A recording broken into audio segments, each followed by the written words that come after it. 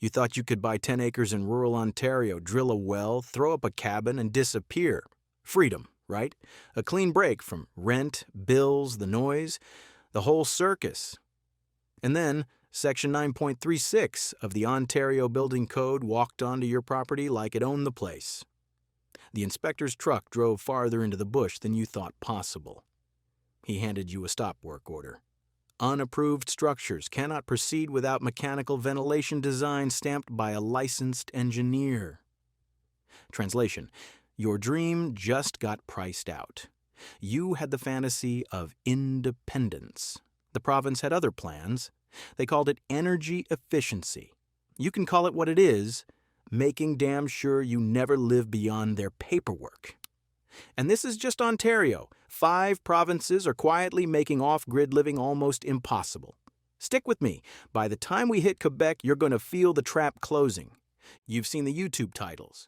Escape rent forever. Canada's hidden free land. Start your homestead for nothing. And you believed it. Or at least you let yourself believe it. It's not stupidity. It's survival instinct. Rent keeps climbing, groceries keep climbing, paychecks don't. So the idea of packing up, heading north, and building something with your own hands, of course it pulls you in. Everyone wants that escape hatch. Picture the fantasy. You buy a cheap rural plot in Saskatchewan, 2018, a bit of prairie, some trees, decent sun exposure. You imagine a small timber frame you can put up yourself over a summer. No mortgage, no landlord knocking at 9 a.m., no neighbors based through the walls at midnight, just you, your tools, the sky, and a fire at night. Clean, honest, real. The emotional hook they rely on is exactly that fantasy. Nobody tells you the code's changed. Nobody mentions that provinces spent the last decade tightening energy and occupancy standards so aggressively that off-grid is basically a museum exhibit now. You think buying land means autonomy. They think buying land means you volunteered for their regulatory system. You're already in the trap. You just haven't felt it close yet. By 2017, British Columbia updated its Energy Step Code. Official story: climate leadership and sustainable building practices. Translation: every new home, even a 200-square-foot cabin you build yourself in the Kootenays, must run through an energy consultant, a licensed engineer, and a municipal permitting process long enough to make you forget why you tried in the first place. The STEP code doesn't just recommend efficiency, it mandates it. And mandates cost money. Here's the impossible math. In 2020, a man in northern BC tried building a 300-square-foot micro cabin on land he bought for $4,000. The energy consultant fee alone was $1,700. He hadn't even broken ground. The property cost less than the paperwork. When he asked if there were exemptions for tiny structures, the answer was bureaucratic poetry. All occupied dwellings must meet current energy performance standards regardless of size. Translation: we don't care if you're living in a glorified shed. Pay up or don't build. And British Columbia isn't even the worst offender. Wait until we get to Manitoba. People like you, freedom-minded, self-reliant types, assume the government didn't care about your tiny cabin in the woods. But bureaucracy never stops expanding. It's not malice, it's momentum. Step Code requirements, Section 9.36 amendments in Ontario, National Plumbing Code revisions in 2020, all wrapped in environmental or safety language, each one a hidden tax that raises costs into the stratosphere. Manitoba, 2021, private sewage system revisions. Sounds harmless, right? Just updating old rules to modern standards, except the update changed everything. Any off-grid septic system must now be designed for full-time occupancy and installed by a licensed professional. The old way, DIY septic for a seasonal cabin, cost maybe $3,000 in materials and labor. New code requirements, minimum $16,000. Engineered system, professional installation, mandatory inspections. A couple outside Brandon tried building anyway. They'd done their homework, or so they thought. Dug the septic themselves, used standard drain field design, figured a small seasonal cabin wouldn't need the full treatment. The township inspector showed up. Rejected on the spot. Cabin condemned until compliance. The couple couldn't afford $16,000. They sold the land at a loss 6 months later. Translation of official language, ensuring public health and environmental protection. Real translation. You will connect to municipal systems whether you want to or not, or you will pay professionals to certify your independence, which makes independence unaffordable. Saskatchewan isn't much different. Even seasonal cabins now face inspections for water safety, electrical compliance, and fire readiness. That $5,000 land parcel you found online? Add $12,000 in mandatory compliance fees. Add a 6-month permit wait while your application sits in a queue behind subdivision developments. Suddenly, your off-grid dream costs more than staying on grid. Impossible math again. Land $5,000, permits $4,500, septic $8,000, electrical inspection $1,200, water testing $800, licensed contractor minimum $3,000, total $22,500. For a cabin you could have built yourself for $8,000. The system doesn't say no. It just makes yes unaffordable. And if you thought a small permit was a minor annoyance, wait until you see what Alberta does with water connection mandates. The deeper you look at these regulatory improvements, the more deliberate the pattern appears. Every amendment hides behind buzzwords: net zero, airtightness, minimum efficiency standards. Every line is a disguised demand. And the documentation? It gets stranger. Municipal archives quietly confirm the weirdness. Application logs reference inspection diagrams that no longer exist. Permit indexes point to file boxes reclassified with no department claiming responsibility. Digital repositories show entire folders corrupted on the same day. Administrative neatness that feels too clean. Engineering reports describe load requirements far exceeding the visible mass of current buildings. Bylaw language gets copied word for word across different townships as if they're all working from the same template. Here's where it gets uncomfortable. The fantasy of living unplugged relies on your belief that it's achievable. You nod along, picture the land, the quiet nights, the wood stove. Meanwhile, every inspection notice, every fee schedule, every municipal rejection points the same direction. This dream is designed to fail unless you pay their price. Take Saskatchewan's 2020 solar regulations. Officially, the province encourages renewable energy. Unofficially, try getting a solar-only system approved without an engineer-certified grid tie. Even if you're miles from the nearest power line, even if connection would cost $40,000, the permit process assumes grid connection. Inspectors ask for grid tie documentation. Engineers won't stamp off-grid plans without liability waivers. Insurance companies won't cover cabins without utility hookups. You're stuck in a loop. Can't get permits without engineers. Can't get engineers without grid connection. Can't afford grid connection, so you can't get permits. The system isn't broken. It's working exactly as designed. The emotional toll is real. You spent months researching, saved money, bought land, hauled materials, then comes the stop work order, the permit denial, the engineering review that costs more than your entire foundation budget. Exhaustion sets in. Most people fold, they connect to the grid, pay the fees, or abandon the project entirely. Translation: independence isn't illegal. It's just expensive enough that you'll choose dependency instead. And you think Saskatchewan is lenient? Wait until you see what Alberta did in 2020. By 2020, Alberta quietly reinforced municipal water connection mandates across rural counties. Official line: protecting public health through safe water supply standards. Reality: anyone with a functional private well now faced inspections, mandatory water testing schedules, and, in some cases, forced hookup to municipal systems they didn't need or want. Case study. John, a retiree in southern Alberta, built a small cabin on land he inherited. Functional well, solar array, minimal footprint. County inspectors arrived for the certificate of occupancy inspection. Their requirement? Municipal water hookup. John's well tested, clean, better than municipal supply actually.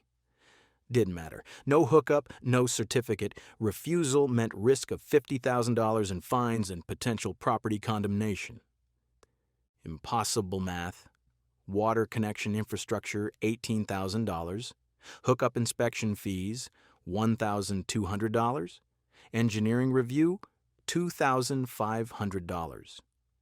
Total cost to live in his own cabin, over $21,000. For water, he already had. The well kept working. The county kept demanding payment. The doublespeak here is relentless. Official justification. Ensuring safe water standards for all residents. Translation. Independence threatens revenue streams. Municipalities rely on utility user fees to maintain infrastructure. If you live off-grid, you're not paying monthly water bills. You're not funding their system. Freedom becomes a revenue problem, and revenue problems get regulated into compliance. Here's the pattern. Alberta's approach is direct: hook up or pay fines. Quebec, on the other hand, hides its barriers under cultural protection and language requirements, and those requirements are vicious. By 2019, Quebec updated provincial construction standards alongside language requirements for all building applications. Official story: ensuring public safety and compliance with provincial civil law. Translation: even a 250-square-foot off-grid cabin must navigate municipal paperwork entirely in French, meet fire codes, plumbing codes, energy codes, and have licensed professionals certify every component. Case study: a family outside Trois-Rivières wanted to build a small timber cabin. They submitted plans in English. Application rejected immediately. They hired a translator, resubmitted in French, added engineering certification for structural elements, paid $7,500 in permit fees, and still waited 9 months for approval. Total cost before breaking ground, $12,000. Land value, $5,000. Impossible math, again. Spend more than double your property value just to get permission to build. And that's before materials, labor, or time. Quebec layers multiple regulations for a single purpose: control.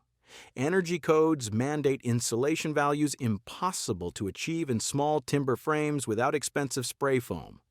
Fire codes require separation distances that make small lots unbuildable. Electrical codes demand licensed electricians even for basic 12-volt solar systems. Water permits require hydrogeological surveys. Each regulation is rational in isolation. Combined, they create an unscalable barrier. Translation: official rationale is always safety. Real rationale: maintain predictable grid usage, utility revenue, and tax base. Keep citizens economically dependent. Independence is inconvenient for provincial budgets. Off-grid living becomes financially irrational by design. 5 provinces, 5 different political climates, same outcome. Your freedom is boxed in, priced out, and policed. The pattern isn't local, it's systemic. By 2021, Ontario's building inspectors were enforcing Section 9.36 and associated energy amendments harder than ever. Case study: Lisa from Muskoka installed a complete off-grid solar system and rainwater collection for her 220-square-foot cabin, fully functional, compliant with basic safety standards, entirely self-sufficient. Certificate of occupancy? Denied. Inspectors note: solar array not connected to grid, mechanical ventilation not stamped by licensed engineer. Impossible math. Permit fees $3,000, engineering review $2,500, nearest certified mechanical engineer 70 kilometers away. Approval timeline 6 months minimum. Total cost to legally occupy $5,500. Cabin construction cost $6,000. She'd spent nearly as much on paperwork as on building. The emotional toll was obvious. Lisa had poured months of planning, physical labor, and savings into this project. The system designed to let her live self-sufficiently now proved she couldn't afford to. Bureaucracy won. Independence lost. Ontario isn't unique. Across provinces, the enforcement pattern repeats. Different codes, same logic, same outcomes, fines, delays, or forced grid connection, and it's not accidental. By 2022, the evidence is undeniable. Left government, right government, Green Party, conservative, doesn't matter. Across 5 provinces, the same operational blueprint emerges. Every regulation, every code amendment, every permit fee and inspection mandate converges on one outcome: economic capture and enforced dependency. You think this is about safety, health, or climate? Look closer. Every public interest justification masks a system designed to funnel self-sufficient citizens into predictable, monetized channels. Ontario and BC. Energy efficiency amendments, net zero codes, step codes, mechanical ventilation requirements. Language differs, but the effect is identical. Micro cabins and off-grid houses become legally unbuildable without paying consultants, engineers, inspectors. You scrape together permit fees, then realize the nearest licensed professional is 60 to 80 kilometers away. Wait times stretch 6 to 9 months. Cumulative costs surpass land value. Impossible math. Every single time. Independence is a financial trap. Manitoba and Quebec add sewage and language layers. Manitoba demands engineered full-time septic systems even for seasonal cabins. Quebec requires French language submissions, fire inspections, energy compliance, certified engineering approvals, all for structures smaller than suburban garages. The logic is consistent. Independent citizens are inconvenient. They don't participate predictably in utility networks. The health and safety line gets repeated in every official document, but translation is brutal. Pay up, connect, or be criminalized. Alberta's water mandates fit the same pattern. Functional wells don't matter.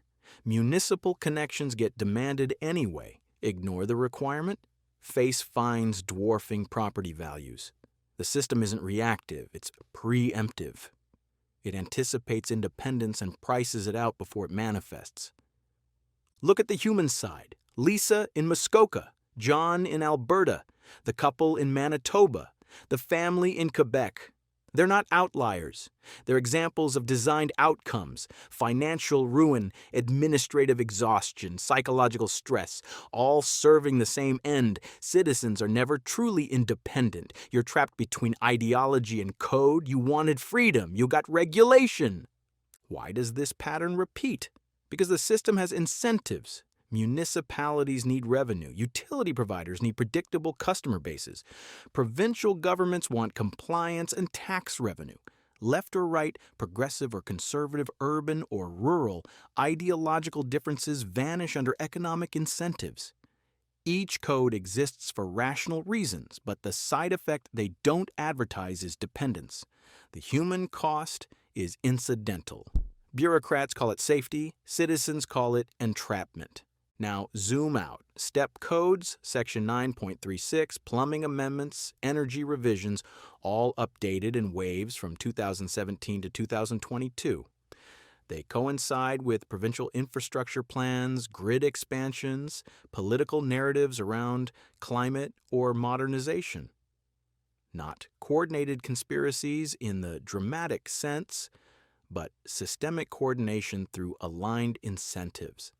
A self-reliant person anywhere in Canada confronts identical barriers because provincial systems play the same game.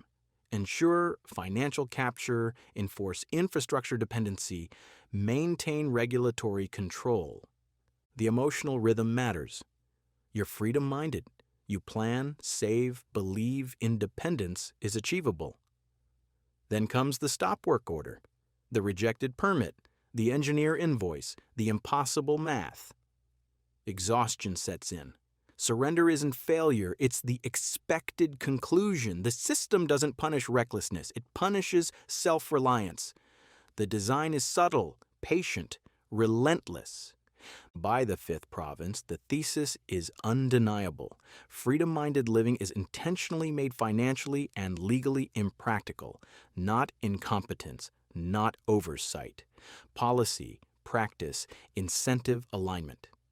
Each province applies unique language. All translate to the same outcome. Independence is expensive, exhausting, regulated into non-existence. Look at broader human impact. Citizens attempting off-grid living face recurring cycles. Purchase land, invest in sustainable systems, encounter bureaucratic barriers, pay mounting fees, endure inspections, face fines or condemnation, then capitulate or abandon. Time, money, emotional energy taxed out of autonomy. The system succeeds not through overt hostility, but through incremental, rationalized, psychologically draining barriers. Cost isn't just financial, it's cognitive, emotional, existential. Imagine cumulative numbers. Permit fees, $2,000 to $8,000. Engineering reviews, $1,500 to $3,500. Travel distances, 60 to 80 kilometers per inspection. Wait period, 6 months to a year. Multiply across provinces, codes, amendments.